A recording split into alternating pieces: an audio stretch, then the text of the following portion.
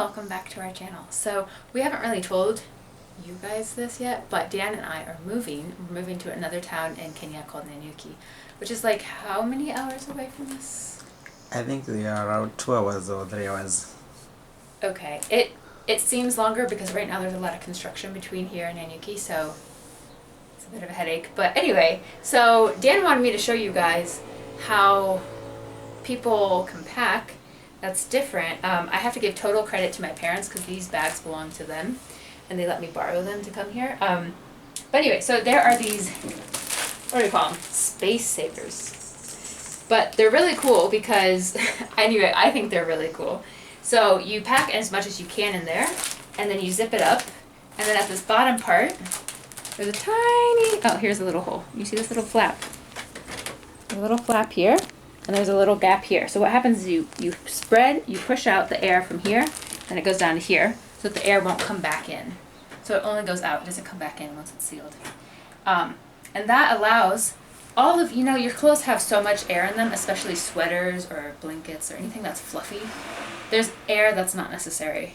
And it takes up a lot of space when you're packing. So these things, you just kind of, okay, you see we have a variety here that we've been working on today. But you bend it, and then you push out the air. So Dan did a good job on this one. There's not much air coming out. So that's basically how it works. And in that way, okay, this isn't official packing, but they're gonna lay flatter in the suitcase. Okay, again, there's stuff in there. This is not like official. I'm just showing an example. So you can fit a lot more into your suitcases. As long as you're, okay, if you're flying, you have to worry about the weight limit.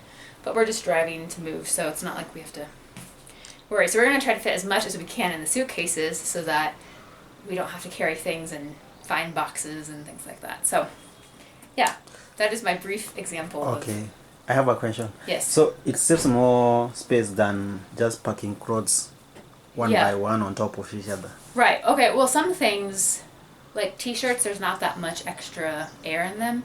But you think of a sweater that's knitted, they're made to be bigger, or like sweatshirts or hoodies or something. They have lots of extra space. So this allows more things to fit in a smaller space. Wow. Yeah, you think that's cool? Yeah. I love these bags, honestly. It's a good lesson we have learned today.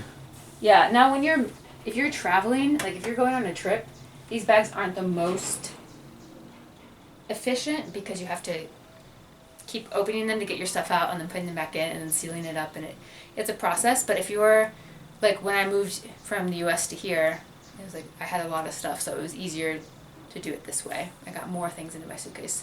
Or if you're moving across town, it's easier this way. But stopping and opening them, closing them day after day would be quite a bit. But yeah. Wow. That's our little moving packing lesson. Thanks for the lesson. Yeah, more to come on our travel journey because this is my first time trying to move. Okay, last time we moved in Kenya, it was literally down the hall from this apartment we're in right now. So this one is like an actual move. And I don't really know how that works. So Dan's gonna help me figure out how we find a moving vehicle, moving truck or van or something. Okay, thanks so much. Thanks so much. See you guys later.